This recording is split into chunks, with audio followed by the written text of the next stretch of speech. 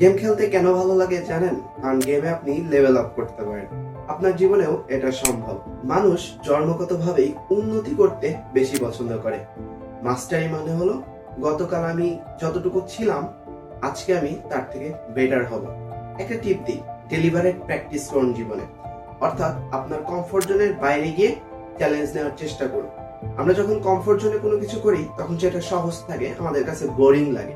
কিন্তু আমরা যখন কমফোর্ট জোনের বাইরে গিয়ে কোনো একটা চ্যালেঞ্জ নিতে যাই সেটা হয় হার্ড, অর্থাৎ কঠিন হয়, আমাদের ভয় লাগে।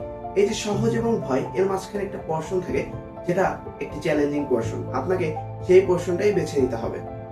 তাহলে কি হবে? তাহলে আপনি আপনার কমফোর্ট জোনের বাইরে গিয়ে কাজটি করতে পারবেন।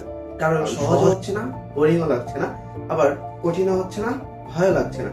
মাঝখানে এই চ্যালেঞ্জিং পোরশনের নেশা যদি একবার আপনার ধরে যায়, অর্থাৎ উন্নতি করার এই নেশা যদি আপনার একবার ধরে যায়, তাহলে আপনাকে থামিয়ে রাখা কঠিন।